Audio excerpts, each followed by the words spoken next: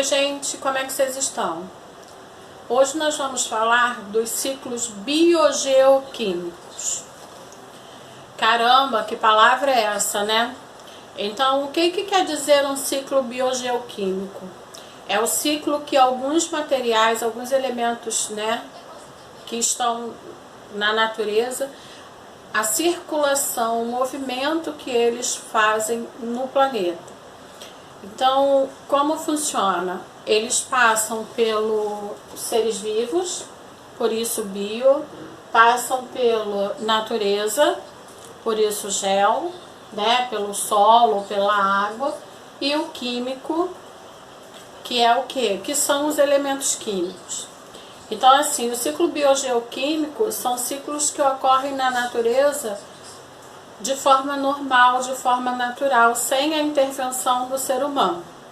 Na realidade, quando o ser humano interfere, quando o ser humano se mete, aí esse ciclo ele se prejudica a sua forma normal. Nós vamos ver o ciclo da água e o ciclo do carbono, ok? O ciclo da água, vocês já viram a vida inteira, tá? Que ocorre naturalmente. Então, como ocorre o ciclo da água? Você tem a água, né? Em estado líquido, nos rios, lagos, lagoas, oceanos e nos seres vivos.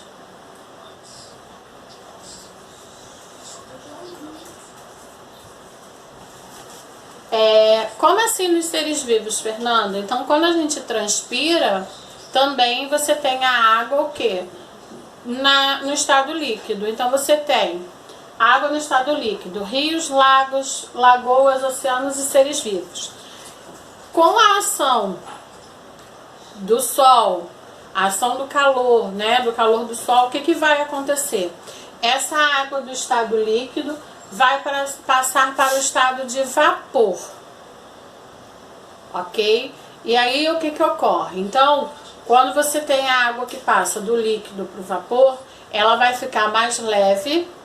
Esse vapor de água sobe, vai para a atmosfera, tá? Quando ele chega na atmosfera, a atmosfera é mais fria. Então ele vai o quê? Condensar. Ele vai formar as nuvens. Formando as nuvens, eles vão se agregando, se juntando. Quando essa nuvem está carregada, o que vai ocorrer? Vai ocorrer a precipitação, que é o que? A chuva. Então você tem o que? Vamos revisar. A água do estado líquido, com a ação do calor, passa para o estado de vapor, né? Que é o estado gasoso. Esse vapor vai se agregar, vai se resfriar na atmosfera, formar nuvens. Vai ficar carregada, vai ocorrer a precipitação, que é a chuva. Então ela passa novamente do estado de vapor para o estado líquido. Quando ocorre essa precipitação, essa chuva, o que vai acontecer? Na natureza, ela vai o quê? Vai cair nas árvores, vai cair no solo ou até mesmo nos rios, lagos, lagoas e oceanos, ok? Quando ela cai numa árvore, que ela cai também no solo, ela vai percolar esse solo. Fernanda, que palavra é essa, esse percolar? É penetrar no solo, vai penetrando até chegar ao subsolo. No subsolo ela vai encontrar o quê? Os rios subterrâneos, que são os lençóis freáticos. E aí ele vai voltar novamente para quê? Rios, lagos, lagoas e oceanos. Tá? Também retorna para os seres vivos. Por quê? A gente tem que consumir água, a gente consome plantas, animais também, e nisso tudo tem a água agregada, ok? Isso é lindo, é perfeito, é maravilhoso na natureza, porque aí funciona de forma perfeita. Lembra que eu falei que quando o ser humano se mete, se intromete, aí é que complica as coisas? Pois é, porque a primeira coisa que ocorre quando geralmente as pessoas compram uma casa e essa casa tem um quintal, ao invés de preservarem a terra, né, a grama, geralmente as pessoas botam concreto. E aí o que vai acontecer? A água não vai ter por onde percolar, por onde entrar no solo. O asfalto no Rio de Janeiro, na Grande São Paulo, na maioria das cidades do Brasil, é um asfalto que ele é impermeável.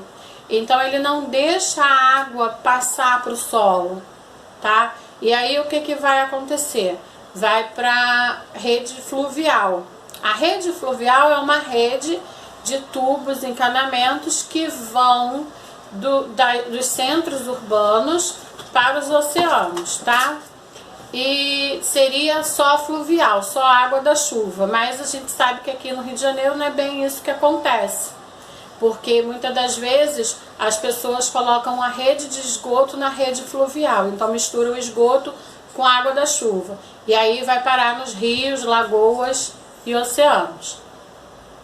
E isso aí acaba prejudicando a natureza, e aí a gente vai estar interrompendo o quê? O ciclo da água, tá? Isso é ruim, é prejudicial à natureza, ok? Então, quando a gente tem um quintal, vamos tentar preservar a parte de terra, vamos preservar as árvores, por quê?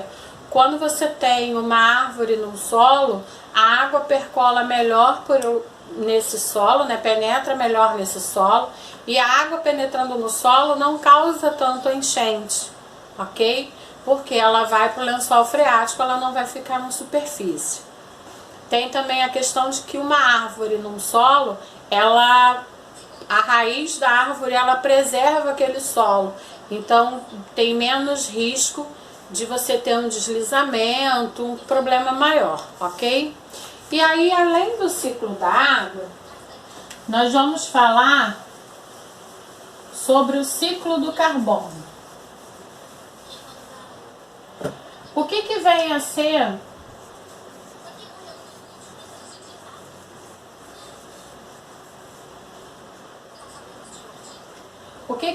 ser o ciclo do carbono? Vamos lá. Quando a gente respira, nós seres vivos, tá? Animais. Quando a gente respira, nós inspiramos o oxigênio e expiramos o gás carbônico. E aí o que ocorre? A gente está liberando o gás carbônico na atmosfera, tá? A gente retira o oxigênio e libera o gás carbônico. E aí, isso todos os seres vivos fazem isso, tá? Tanto os vegetais quanto os animais. Só que os vegetais, eles fazem parte dessa transformação do carbono. Como assim, Fernanda? Lembra que os vegetais, não só os vegetais, mas indivíduos fotossintetizantes, que aí vamos incluir os vegetais, as algas, o fitoplâncton e bactérias fotossintetizantes, tá? Esses indivíduos fazem fotossíntese. E como é feita a fotossíntese? Vamos lá. Você tem água mais gás carbônico que passa por uma transformação lá no plasto dos vegetais, tá? Lá no cloroplasto, aonde ele vai liberar glicose e oxigênio, ok? E aí você tem o que? O ciclo do carbono, porque todos esses seres fotossintetizantes, eles vão estar retirando o gás carbônico e liberando oxigênio para a natureza. Então o ciclo do carbono ele funciona dessa forma. Só que, lembra que eu falei que o ser humano, se ele não interferir, se ele não mexer, as coisas vão funcionar de forma perfeita? Então, qualquer queima libera gás carbônico. Qualquer queima. Então, quando você acende um fogo queimando o gás, né, o fogão da cozinha, né, da casa de vocês, tá liberando o carbono. Quando liga um carro, a combustão que ocorre no veículo também libera carbono. Quando a gente respira, libera carbono. E aí tudo, né, todos os seres vivos liberam, até as plantas, tá? Por quê? As plantas elas fazem os dois processos junto. Ela faz a respiração e a fotossíntese ao mesmo tempo.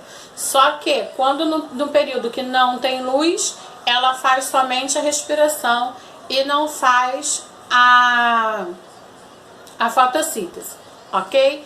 E aí, o que o ser humano faz para ajudar? Nada, só atrapalha. Por quê? Quanto mais plantas tem, melhor ocorre isso aqui. Porque você tem o que? A retirada dele da natureza. Só que, ao invés de se plantar mais, o que o ser humano geralmente faz é o que? Destrói, desmata, corta qualquer vegetal. Ao invés de você ter uma plantinha dentro de casa, você não mantém a planta porque dá trabalho, dá água, dá trabalho, né? Então tudo isso complica aí as questões dos ciclos biogeoquímicos na natureza, tá?